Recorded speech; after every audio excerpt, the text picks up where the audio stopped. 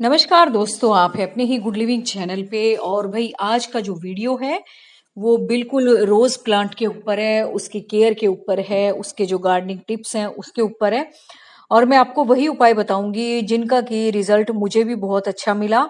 और कई बार गलती से, कई बार जान के भी मैंने अगर वो ट्रीटमेंट किया तो उसका जो रिजल्ट आया वो बहुत अच्छा आया और बहुत जल्दी आया।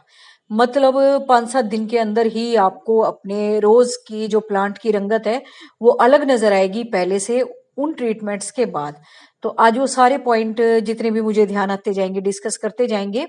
तो सबसे आते हैं दोस्तों रोज की केयर के ऊपर। जब आप नर्सरी से प्लांट को लेके आते हो तो ऐसा होता है कि रोज जो है नर्सरी में तो आपको बहुत अच्छा लगता है, लेकिन जब आप उसको घर लाके लगाते हैं तो इतने अच्छे रिजल्ट आपको नहीं मिलते। वो इसलिए नहीं मिलते दोस्तों क्योंकि उनके पास तो देखो आते रहते हैं, बिकते रहते हैं, और क्या पता क्या उन्होंने केमिकल फर्टिलाइजर डाला होता है जिससे कि फूल का साइज भी बड़ा आपको लगता है, फ्रेश लगते हैं। और ये समझ लो कि वो सारी चीजें हमारे घर पे नहीं अवेलेबल होती। तो उसकी जगह पे हम क्या क्या उपाय कर सकते हैं जिससे हमारे गुलाब अच्छे से चले। सबसे पहले तो दोस्तों, अगर आपने गुलाब को अच्छे से लगाना है तो बिल्कुल उसकी सोइल को आप बिल्कुल चेंज कर देना कि आप तो कहाँ के एनवायरनमेंट से आया है और अब हम चाहते हैं कि वो हमारे एनवायरनमेंट में सेट हो, हमारे यहाँ की मिट्टी में सेट हो। और नहीं तो अगर वो वहाँ की सोइल में ही चलता रहेगा ना, तो हमारे यहाँ की सोइल है वो, और फिर जो ग्रोथ होगी वो उसकी इस हिसाब से नहीं होगी। और रोज़ को दोस्तों थोड़ा सा हैवी फीडर बोला जाता है, तो उसकी सोइल बनाते वक्त आपने कुछ बातों का ध्यान रखना है कि फंगस की जो समस्या है रोज को सबसे ज़्यादा खराब वही करती है। तो उसकी समस्या से बचने के लिए जब भी आप रोज की सोइल बनाते हैं उसमें आपने अपने घर से ही, किचन से ही कुछ ऐसी चीजें मिक्स कर देनी है सोइल में जिससे कि फंगस की समस्या, चींटियों की समस्या, या जो भी उसको मैक्रो माइक्रो न्यूट्रिएंट्स चाहिए वो ऑर्गेनिकली हम अपने किचन से दे पाए। तो उसके लिए आपने एक पाउडर मिक्स बनाना है, हल्दी का, सिनेमन का और काली मिर्च का।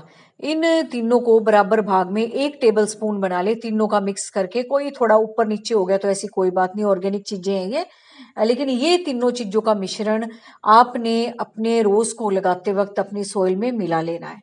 और बिल्कुल दोस्तों, जब आप रोज की सोइल बनाते हैं तो मतलब इसको ज्यादा बंधी हुई मिट्टी भी नहीं पसंद है और ज्यादा लूज भी नहीं पसंद है। तो आपने ऐसा मिक्स बनाना है कि जिससे कि मतलब सेमी पोरस मिट्टी जैसे होती है ना, उस तरह की मिट्टी आपने बनानी है। एकदम से लूज बनाओगे तो देखो फंगस की समस्या बहुत जल्दी आती है रोज में, और ज्यादा ही टाइट बना दोगे तो उसकी रूट फिर डेवलप नहीं हो पाएंगी। बस यही बात है और कोई बात नहीं है। तो इस तरह की मिट्टी आपने बनानी है। और सबसे बड़ी बात दोस्तों, हमारे घर में डेली रूटीन में आपको बिल्कुल बाहर जाने की जरूरत नहीं है। लेकिन हाँ, अगर आपके आसपास ऐसी कोई शॉप है, सीड्स की मार्केट है या इस तरह की खाद वगैरह की मार्केट है जहाँ ऑर्गेनिक मिलती है, तो वहां से आप बिल्कुल ले सकते हैं। लेकिन वैसे जिसके पास ये है नहीं एडवांटेज, तो वो क्या करे, अपना डेली जो चाय बनती है घर में, चाहे वो ग्रीन टी बनती है या हमारे सिंपल वाली टी बनती है, उसकी पत्ती को आप सुखा के इसमें यूज कर सकते हैं। इसमें गिल्ली पत्ती मत डालना, और प्लांट में तो आप डाल सकते हो, लेकिन कई बार ऐसा होता है ना फंगस की वजह से फिर वही प्रॉब्लम आ जाएगी। तो इसमें अगर आपने कंपोस्ट डालनी है तो वो अपनी चाय पत्ती की भी बना के डाल सकते हो आप। और उसके लिए आपने क्या करना है, बस अपनी जो पत्ती है उसको अच्छे से धो के सुखा लेना है धूप में, और एक अपना डब्बे में इकट्ठे करते जाना है जब वो सूख जाए अच्छे से। और 15-20 दिन में अपने रोज में डालते रहना, फिर आप अपने रोज की रंगत देखना। इससे क्या होगा, आपके रोज की जो सोइल है वो एसिडिक भी होगी, उसे कंपोस्ट भी मिल रही है ऑलरेडी बनी बनाई, आपने कुछ भी नहीं किया है ना। तो ऐसी चीजों को तो आप डब्बे में बंद करके रख लिया करो, कई बार अच्छी खासी क्वांटिटी में हमारे यहाँ बन जाती है। और बिल्कुल दोस्तों, जो आपके घर के आसपास भी कोई चाय बनाने वाला हो, वो तो देखो चाय पत्ती फेंकते रहते हैं, उनको भी आप बोल सकते हो कि आपके लिए डब्बे में कलेक्ट कर दें, फिर आप उसको घर आके सुखा लो और एक डब्बे में भर के रख दो। तो वो आपके किसी भी फूल वाले पौधे के लिए कंपोस्ट का काम करेंगे। और जैसा कि मैं बोल रही थी कि अगर आपके आसपास कोई दुकान है तो दोस्तों सीवीड फर्टिलाइजर जो होता है बिल्कुल ऑर्गेनिक होता है, वो बनता है। ये जो समुद्रों में या ऐसे काई होती है ना जो, उसको सुखा के ही बनता है वो, तो वो भी इसके लिए बहुत अच्छा रहता है। तो एज ए जाइम, जाइम में क्रिस्टल्स होते हैं, और सीवीड अगर नाम से मिलता है तो वो आप अपने गुलाब में यूज कर सकते हैं, उससे भी गुलाब की ग्रोथ बहुत अच्छी होती है। और ये दोनों ही चीजें ऑर्गेनिक है। और मेन आता है दोस्तों कि गुलाब में क्या होता है, सकर्स हो जाते हैं। वो मैंने आपको पिछली वीडियो में बताया था, फिलहाल तो अभी है नहीं, मैं काटती रहती हूँ साथ साथ।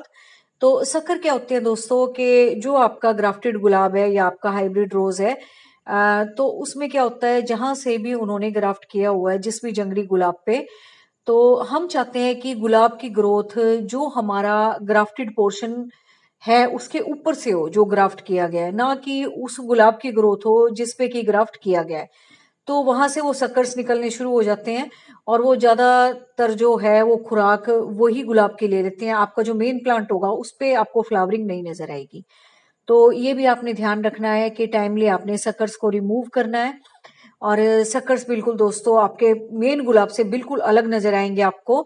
और पिछली वाली मेरी रोज केयर वाली एक बार प्लेलिस्ट उठा के देख लेना, मैंने बहुत बार आपको सकर्स निकालने बता रखे हैं। फिलहाल तो नहीं है, मैं कैसे निकाल के दिखाऊं, तो उसमें आपको मैंने बिल्कुल अच्छे से बता रखा है कि आपके मेन गुलाब से बिल्कुल इस शक्कर का जो टेक्सचर होगा ना वो बिल्कुल अलग होगा, पत्तियों का भी और ब्रांचेस का भी।